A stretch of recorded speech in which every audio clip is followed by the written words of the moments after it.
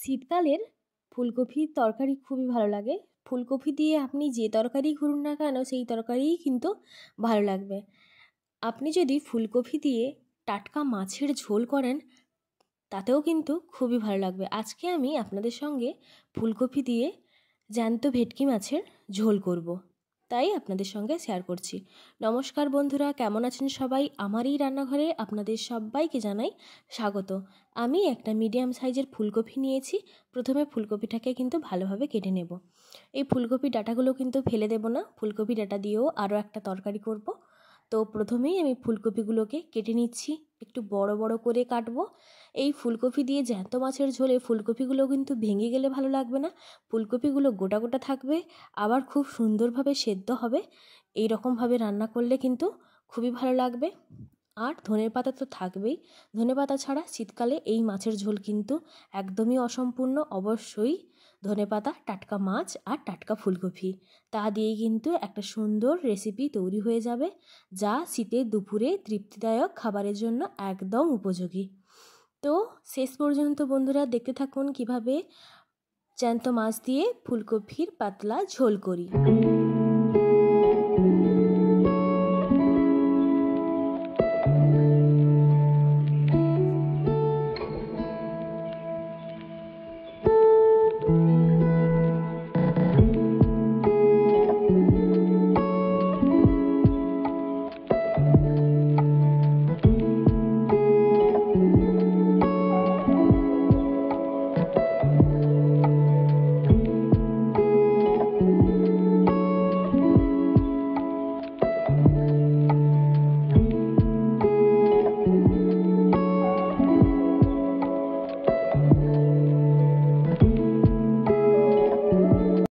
ফুলকপিগুলোকে একদম ছোট সাইজের, আবার একদম কিন্তু বড় সাইজের করে কাটলাম না, মিডিয়াম সাইজের করে কেটে নিয়েছি। এই ফুলকপির তরকারিতে দেওয়ার জন্য আলু দেব। একটা বড় সাইজের আলুকে ডুমো ডুমো করে কেটে নেব। একদম গোটা ফুলকপিটাই দিয়ে দিলাম। এই ফুলকপির ঝোল কিন্তু মাছ দিয়ে খুব ভালো লাগে, তাই একটু ফুলকপিটা একটু বেশিই রেখেছি এখানে। আর আমি ফুলকপি রান্না করার সময় তো প্রথমে একটু গরম জল দিয়ে ফুলকপিটাকে ভিজিয়ে রাখি। তো এখানে আমি কড়াইতে জল উষ্ণ গরম করেছি, দিয়ে আলু, ফুলকপি, লবণ এবং হলুদ দিয়ে ওই 1 থেকে 2 মিনিট জাস্ট একটু গরম করেই কিন্তু জলটা ঝেড়ে নেব। আমি সবভাবেই করে থাকি, কিন্তু এইভাবে কিন্তু ফুলকপি রান্না করার আগে আমি কিন্তু একটু গরম জল করে ফুলকপির জলটাকে ফেলে দিই, সবসময়ের জন্যই করে থাকি। তো এইভাবে কিন্তু আমি রান্না করি। তো এখানে ভেটকি মাছ নিয়েছি, ভেটকি মাছটা একদমই জ্যান্ত ছিল। তো মাছটাকে কাটা হয়েছে, এরপর মাছে লবণ হলুদ মাখিয়ে নেব।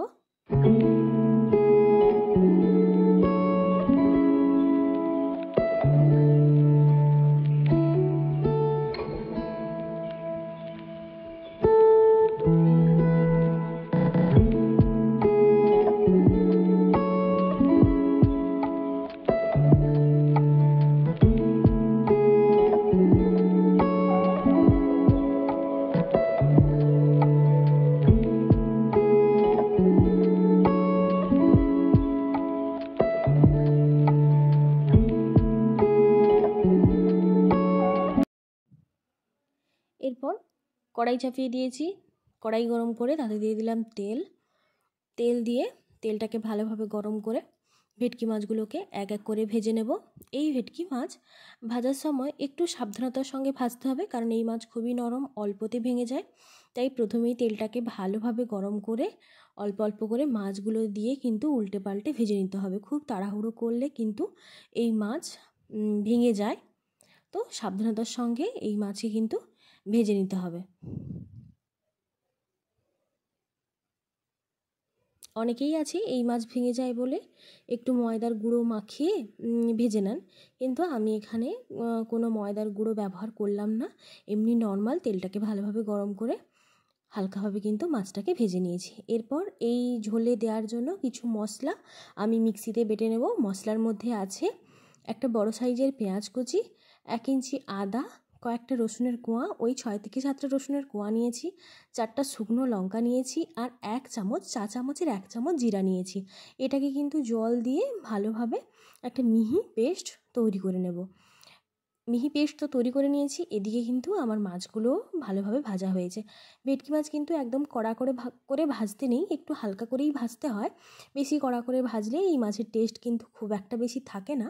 তো এটাই তো শুনে এসেছি, এটা দেখে এসেছি, এরকমই করে থাকি যে ভেটকি মাছ যখনই রান্না করি একটু অল্প করে ভেজে রান্না করি, বেশি কিন্তু ভাজি না। মাছ ভাজার তেলে অল্প পরিমাণ তেল ছিল, ওই তেলেই কিন্তু আমি আগে থেকে ওই জল ফেলে রাখা ফুলকপি আলুগুলোকে দিয়ে হালকা করে একটু কষিয়ে নেব। একদম কিন্তু লাল লাল করে কষবো না, ওই জাস্ট হালকা কোনো রকমে 3 থেকে 4 মিনিট লো টু মিডিয়াম ফ্লেমে রেখে আলু ফুলকপিগুলোকে একটু নাড়াচাড়া করে ভেজে নেব। তো রান্নার আগে কিন্তু এইভাবে একটু অল্প তেল দিয়ে ভেজে নেবেন ফুলকপিগুলো, তাতে কিন্তু ফুলকপি খেতে বেশি ভালো লাগে। এরপর ফুলকপি ভাজা হয়ে গেছে, আমি ওই কড়াইতেই আবারও বেশ কিছুটা পরিমাণ সর্ষের তেল দিয়ে দিলাম। তেলটাকে ভালোভাবে কিন্তু গরম করে নিয়েছি। এরপর ফোড়নে দিলাম চা চামচের 1 চামচ গোটা জিরে। জিরেটাকে দেওয়ার পর জিরেটাকে একটু ভেজে নিয়েছি প্রথমে। জিরে ভাজা হয়ে গেলে কুচনো পেঁয়াজ, একটা পেঁয়াজ কিন্তু আমি বেটে নিয়েছি, আর একটা পেঁয়াজ কিন্তু এইভাবে কুচো করে নিয়েছি, সেই কুচনো পেঁয়াজই কিন্তু তেলের মধ্যে দিয়ে দিলাম। দিয়ে একদম বাদামি করে কিন্তু ভেজে নেব। যত সময় পেঁয়াজটা বাদামি করে ভাজা না হচ্ছে তত সময় কিন্তু ভালোভাবে কিন্তু একটু ভেজে নিতে হবে। পেঁয়াজ ভাজা হয়ে গেলে বেটে রাখা মশলাগুলো কিন্তু এর মধ্যে দিয়ে দিলাম।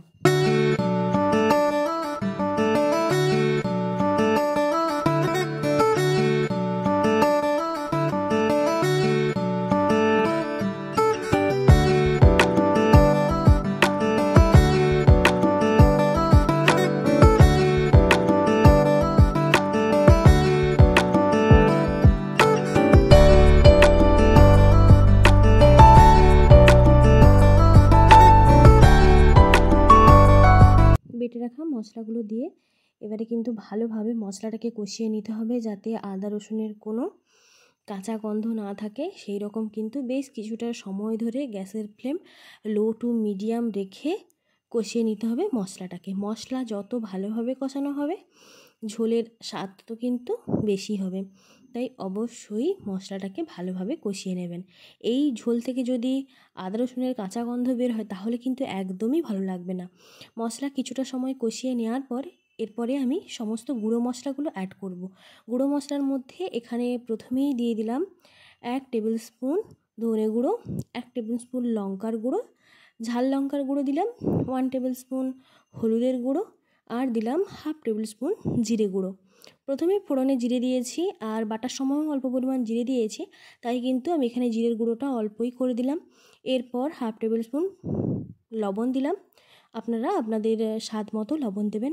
এরপর গুঁড়ো মশলাগুলো দেওয়ার পর কড়াইতে অল্প পরিমাণ জল দিয়ে মশলাটাকে কিন্তু আরও বেশ কিছু সময় ধরে কষিয়ে নেব। এই জলটা শুকনো হবে আর মশলা থেকে কিন্তু তেল ছেড়ে দেবে। মশলা থেকে তেল ছেড়ে গেলেই কিন্তু তখনই বুঝে যাব যে আমার মশলা কিন্তু একদম রেডি। তারপরে কিন্তু ফুলকপি আলু দিয়ে আর একটু কিছু সময় ফুলকপি মশলা সব একসঙ্গে কষিয়ে নিতে হবে।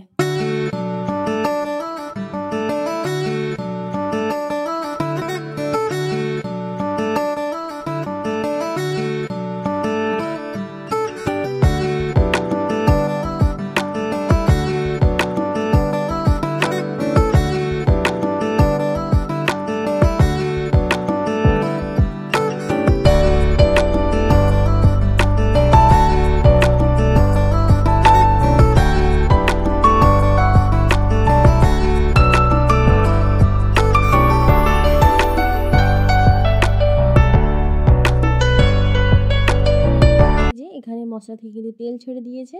তারপরেই কিন্তু ভেজে রাখা আলু ফুলকপি দিয়ে ওই 3 থেকে 4 মিনিট মশলার সঙ্গে ফুলকপি আলু আরও একটু নাড়াচাড়া করে গরম জল এই ঝোলের মধ্যে দিয়ে দিলাম। আমি ঝোলটা একটু বেশি রাখবো, কারণ একটু পাতলা ঝোল হলে এই তরকারি খুব বেশি ভালো লাগে, তাই জন্যই কিন্তু একদমই পাতলা পাতলা একটু বেশি পরিমাণ ঝোল রেখে করব। এখানে কিন্তু ফুলকপি আলু সেদ্ধ হবে সেই রকম কিন্তু ঝোল দিতে হবে। তো প্রায় 3 থেকে 4 মিনিট মশলার সঙ্গে ফুলকপিগুলো ভালোভাবে কিন্তু কষিয়ে নিয়েছি। কষানোর পর গরম জল এই ঝোলের মধ্যে অ্যাড করে দিলাম। জল দিয়ে বেশ কিছু সময় ফুটিয়ে নেব। ফুটিয়ে নেওয়ার পর কিন্তু ভেজে রাখা মাছগুলো এই ঝোলের মধ্যে অ্যাড করে দেব এবং মাছ দেওয়ার পর আরও বেশ কিছু সময় ফুটিয়ে নিতে হবে। যখন দেখব যে আলু ফুলকপি খুব সুন্দরভাবে সেদ্ধ হয়ে গেছে, তখনই কিন্তু ধনেপাতা এই ঝোলের মধ্যে দিয়ে আরও 1 মিনিট মতন ফুটিয়ে সব শেষে অল্প পরিমাণ গরম মশলার গুঁড়ো দিয়ে গরম গরম ভাতের সঙ্গে এই ফুলকপির ঝোল পরিবেশন করব। তো জল দেওয়ার পর যখন এইভাবে ফোট আসবে তখনই কিন্তু মাছগুলো অ্যাড করে দেব। এই মাছ দিয়ে কিন্তু বেশি সময় ফোটালে হবে না। এই যখন ফোট আসবে তখন কিন্তু দেখে নেব যে আলু ফুলকপি কতটা বাকি আছে। যদি দেখতে পাই যে আলু ফুলকপি মোটামুটি হয়ে গেছে, অল্প পরিমাণ বাকি আছে, তারপরেই কিন্তু এই মাছগুলো অ্যাড করে দিতে হবে। মাছ অ্যাড করে দেওয়ার পর আর কিন্তু বেশি সময় ফোটালে হবে না। আগেই বলেছি এই ভেটকি মাছ কিন্তু খুবই নরম প্রকৃতির হয়।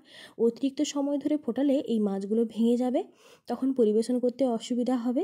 তাই মাছ কিন্তু গোটা গোটা থাকবে, এই জন্যই কিন্তু আর বেশি ফোটাবো না। আলু ফুলকপি কিন্তু খুব সুন্দরভাবে এই সময় সেদ্ধ হয়ে গেছে। এরপর এর ওপর থেকে ধনেপাতা দিয়ে দিলাম। ধনেপাতা দিয়ে 1 মিনিট ফুটিয়ে গ্যাসের ফ্লেম অফ করে দেব। অফ করে দেওয়ার পর কিন্তু একদমই অল্প গরম মশলার গুঁড়ো উপর থেকে ছড়িয়ে দেব।